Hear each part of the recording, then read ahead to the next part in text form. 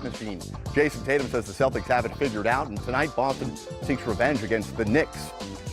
The Spurs in a free fall, plus 42 from LeBron equals Pop being Pop. He's LeBron James. That's what makes him difficult to guard. The unstoppable, really. Who cares if no stars want to play alongside LeBron? The four-time MVP is building a case for his fifth trophy. Why not? 36 in a runaway win against the red-hot Sixers. Kawhi Leonard is the best player on the league's best team, putting Kawhi right in the MVP mix. He's back. 3 games after returning from an 11-game absence, Steph Curry made 9 threes and 42 points. Looked like nothing. Is a few more DNPs the only thing keeping Curry from a third MVP?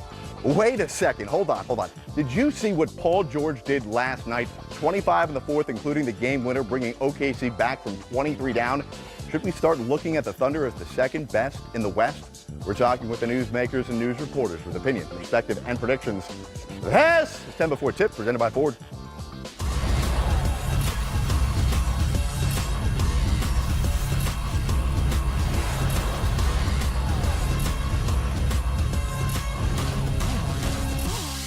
Appreciate you being with us. Come on in as we discuss the biggest stories of the day and set the table for the night in the NBA. I'm Jared Greenberg. Coming up, a live check-in from Boston before Celtics Knicks. 10 Before Tip number 1, still digesting Wednesday in the NBA. Huge numbers posted everywhere, coast to coast. None bigger, though, than the Late Show in Brooklyn, rated PG-13. It's what's happening now.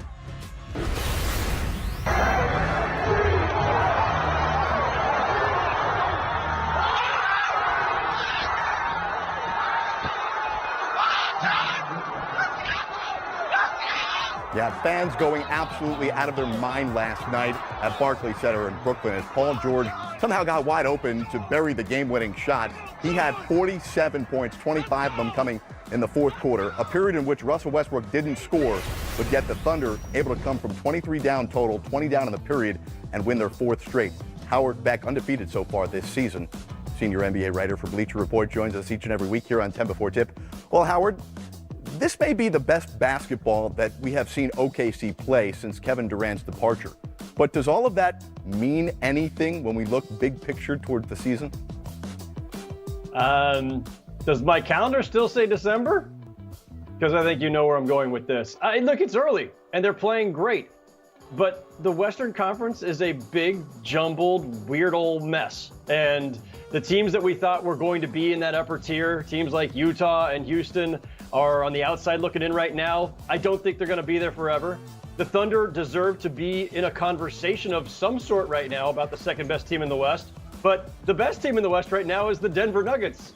So, and the Clippers are right up there. I mean, there's no making heads or tails of any of this right now, Jared. And, while I love what the Thunder are doing right now, let's put a little perspective on the fact that they did need a massive fourth quarter from Paul George and a last-second shot from Paul George just to beat a not very talented Brooklyn Nets team. And all due respect to the Nets, they play their butts off and everything else, but they have nobody at Paul George or Russell Westbrook's level. So a little dose of perspective there. And they've beaten some other not-so-great teams lately, Cleveland, Atlanta. Let's see how this unfolds, as the schedule gets to some of its tougher sections later.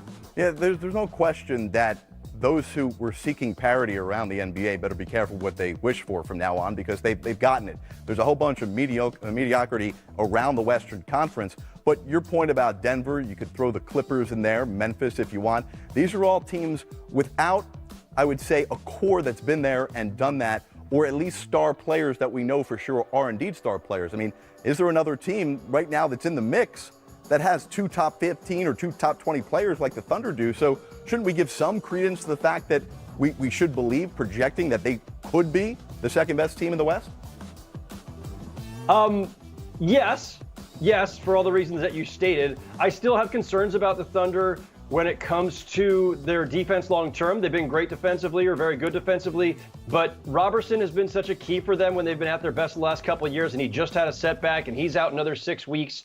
We'll see what they look like when he gets back, or what he looks like when he gets back.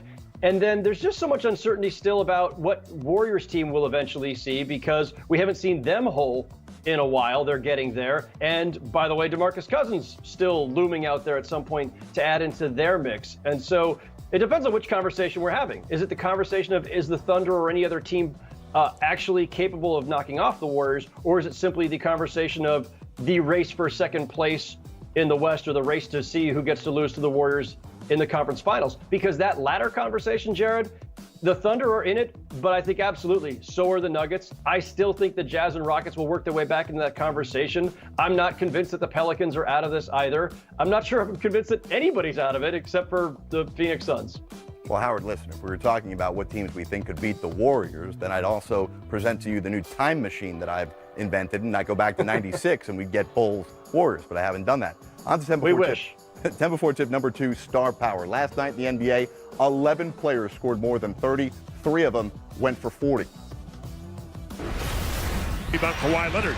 And now Toronto on the move right to left. Leonard driving down the lane. Leonard gets another right-hand jam. A thunderous slam by Kawhi Leonard. He might just be the best player in the game right now.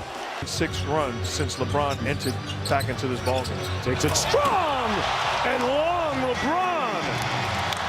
That's how you solve a lot of problems. Protects you, you can go after that pass. Curry, nonchalant turnaround, knocks it back. Bad shot for most humans, but for Curry, absolutely. It was a crazy good night around the NBA last night. You got Steph Curry going for 42, LeBron as well. We mentioned Paul George, what he did. Jimmy Butler in a loss. Kawhi Leonard so good. You had Bradley Beal putting up a big number. Karl Anthony Towns, big number. Rudy Gay and DeMar DeRozan, big numbers in a loss. Howard Beck, as we reflect on last night and kind of, again, project forward, and I know that your calendar, I think, still says December. We haven't figured out a way to advance it yet. But you being a longtime MVP voter, when you look at the landscape of a season and decide what is the determining factor to put somebody on the first line of your MVP ballot, that there's usually a different reason each year, whether it's a historic performance or them being the best player on the best team. What do you think the criteria is building towards this year as to determining who's going to distinguish this season's MVP? Well, I mean, I try to keep my own standards fairly consistent. And look, as a group, the 100 or so of us who vote, I mean, it produces some kind of consensus opinion that makes it look like the standard might vary from year to year. I don't think it varies that much. I always say it's about your own personal excellence combined with your team's success, right? So your numbers have to be pretty gaudy. There's always a group of, 3, 4, 5, maybe a half dozen guys who have the gaudy numbers. And then you kind of look at that group and you say, right, well, who had the best overall season in terms of the impact on your team and your team's actual win total? So most years, the Russell Westbrook one being the massive exception, most years, it's a team that is first, second, third in the conference, 50 plus wins, and that's the group. So, look, Kawhi Leonard, by that assessment, by that definition, Kawhi Leonard, I think, is the leader on December 6th, right? Giannis Antetokounmpo is right there as well. Joel Embiid going through a little bit of a rough stretch recently, but Joel Embiid has the numbers, and I think a team that's on a winning pace that could be in that conversation. You go over to the West, it gets a little bit stranger because of, as we said, we've got all this parity/mediocrity. Is James Harden going to get back into that race? Is Anthony Davis with his gaudy numbers going to be in that race? Well, those teams actually got to work their way up the standings ladder first before we can even consider them. So who will ultimately break through? I mean, Kawhi has a great, I think a great resume for it right now because of the combination of individual and team success. But look, if LeBron James gets the Lakers to a top 3 or 4 finish in the West, and he's already got the numbers to boot, he'll be in that conversation too. And some of this might just depend on, how the rest of this unfolds in terms of just purely the standings. If the Denver Nuggets hang on. Let's talk about the LeBron effect, right? We saw how the last couple of years, how his Cavs teams, because they didn't need to, they didn't take the regular season very seriously. So it gave the opportunity for Boston and Toronto and some other teams to move ahead of them in the standings. Now with LeBron in the West and all of this parity in the West, is there a chance that a guy like Giannis or Kawhi or Embiid, a second or third place finish in the East this year looks more impressive than a second place finish in the West, where in past years, that was really impressive? Yeah, I mean, though all those things are going to come to bear, Jared. I mean, and every voter will process it a little bit differently. And people like to talk about narrative. They usually use that term pejoratively, unfortunately. But there's a little bit to that somebody's got to have like the best story to tell, right? Kawhi Leonard gets himself traded to Toronto, and if he takes them to new heights, then and they look like the team that's now replacing LeBron's old team as the new power in the East, that's a powerful narrative to go along with the stats and the win total. If LeBron unexpectedly takes a team that a lot of people weren't even sure were going to make the playoffs, but if the Lakers make it and as a top tier team, and LeBron is going to do LeBron things all season, then that's going to be a compelling narrative in itself. The Denver Nuggets, who were, on the fringe of the playoffs a year ago, and on the, believed to be or projected to be just a solid playoff team, if they somehow end up being a top tier playoff team, then a guy like Jokic makes the case. So, all of which is to say, we still have a long way to go. Is it too early to say this is your favorite NBA TV show? 10 Before Tip is number 1 on your ballot?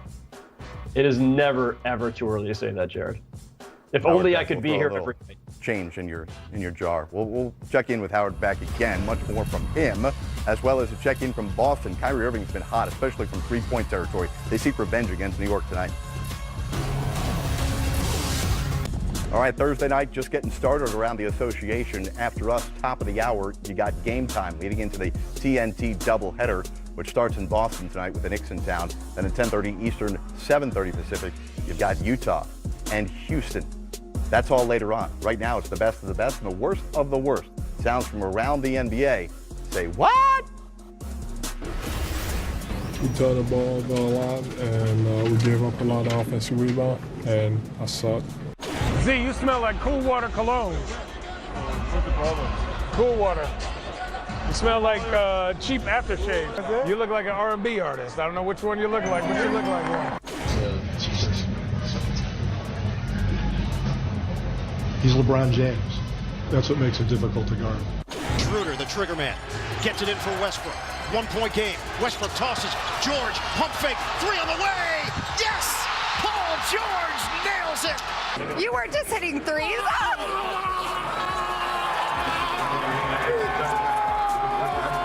How'd that feel?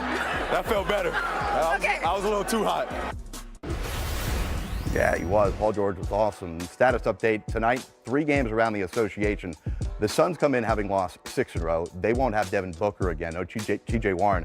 Meanwhile, the Blazers have lost 3 in a row. They won't have CJ McCollum for the first time this season. He'll miss the game with an ankle injury. That one on League Pass tonight. Meanwhile, the Knicks without Trey Burke for a second straight game as they take on the Celtics, who will have Jaylen Brown back off the bench. No minutes restriction for Brown tonight. Let's go out to Boston. Let's go out to Boston and check in with Adam Himmelsbach from the Boston Globe. Adam, there's a lot of moving parts here, Adam. That's why we have to turn to you for some normalcy and for some stability here. All right, let's talk about Marcus Smart. Since Jaylen Brown's been out in the starting lineup, and there seems to be no coincidence that the Celtics have found a lot of success here with Smart in the lineup. And as you have written about in the Globe, there's some emotional play here from Marcus.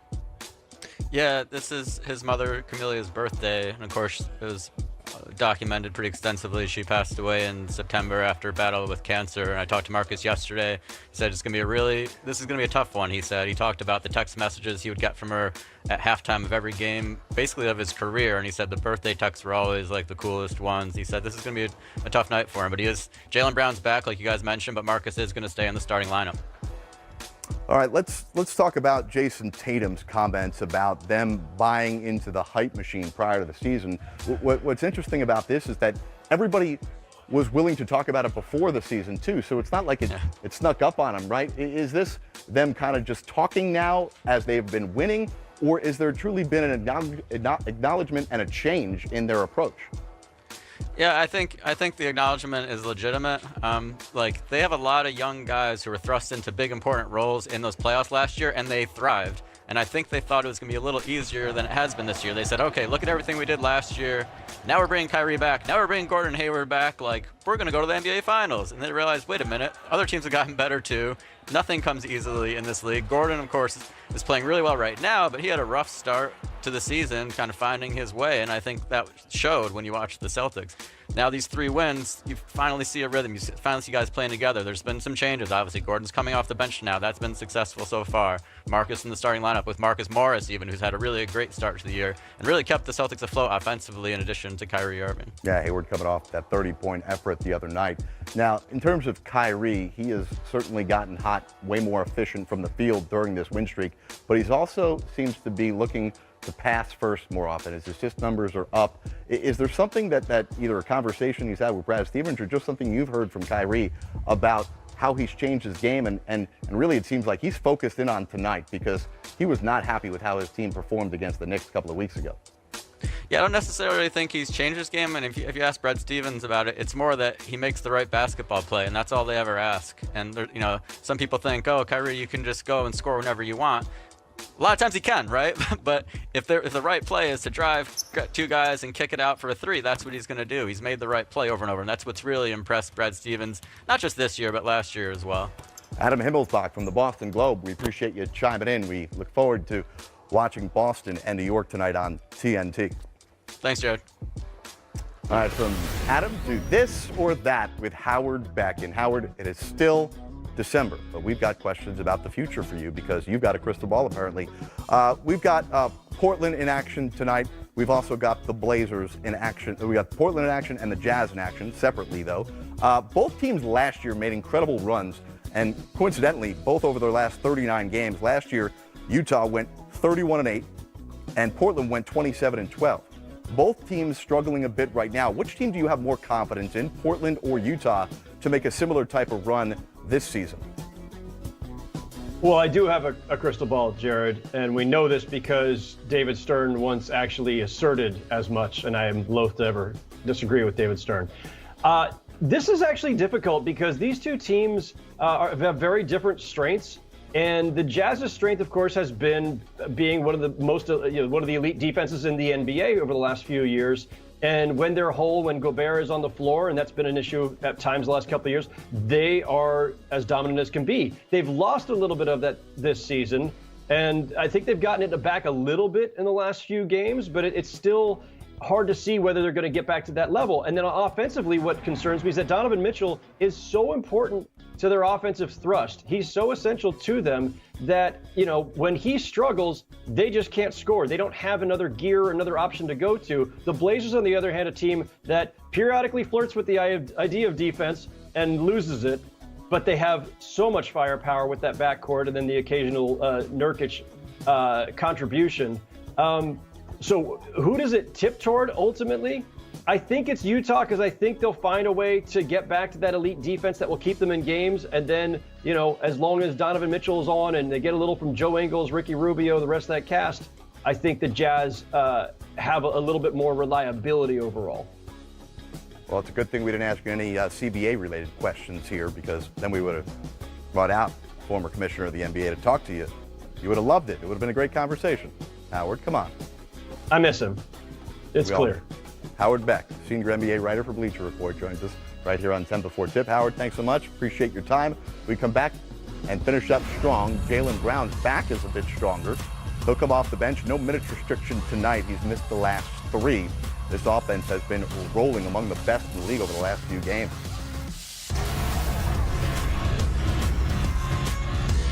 This is a tweet from Klay Thompson. And hey, don't you love a young guy who loves good old-fashioned newspapers? Klay Thompson, look at this. Making guys like our guest Howard Beck, making them proud. Old newspaper guy, he still reads the newspaper, and hey, he's got the promotion code for you too. So bridging the gap, old school, new school as well. Let's show you our big board tonight around the association. Just 3 games on the slate. The middle game, League Pass, 10 o'clock Eastern tonight. Suns and Blazers, sandwiched in between the Celtics and the Knicks taking on the Rockets and Jazz in our late game tonight. Let's show you courtside here in Boston.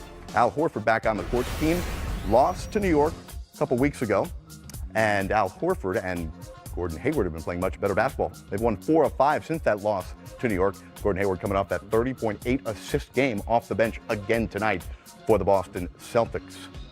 We mentioned Al Horford, the former Gator, getting set to go tonight against this New York Knicks squad. We'll see it all get going in about an hour and 5 minutes from right now on TNT. Coming up in a couple of moments from now, it'll be Game Time Live. Bo Parrish and Kenny Smith in studio. We hope to see you back here tomorrow night as we discuss the biggest stories of the day and set the table for the night in the NBA tomorrow at 6:30 Eastern on 10 before 10. Have a great Thursday.